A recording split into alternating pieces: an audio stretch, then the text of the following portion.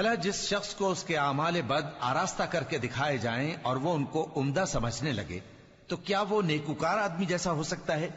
بے شک اللہ جس کو چاہتا ہے گمراہ رہنے دیتا ہے اور جس کو چاہتا ہے ہدایت دیتا ہے. تو ان لوگوں پر افسوس کر کر کے تمہارا دم نہ نکل جائے. یہ جو کچھ کرتے ہیں اللہ اس سے واقف ہے، اور اللہ ہی تو ہے جو ہوائیں چلاتا ہے، پھر وہ بادل کو ابھارتی ہیں، پھر ہم ان کو ایک بے جان علاقے کی طرف لے جاتے ہیں، پھر اس سے یعنی بارش سے زمین کو اس کے مردہ ہو جانے کے بعد زندہ کر دیتے ہیں. اسی طرح مردوں کا جی اٹھنا ہوگا. جو شخص عزت کا طلبگار ہے تو عزت تو سب اللہ ہی کی ہے. اسی کی طرف پاکیزہ کلمات چڑھتے ہیں اور نیک عمل ان کو بلند کرتا ہے.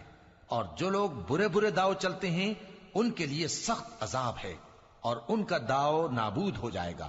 اور اللہ ہی نے تم کو مٹی سے پیدا کیا، پھر نطفے سے، پھر تم کو جوڑا جوڑا بنا دیا.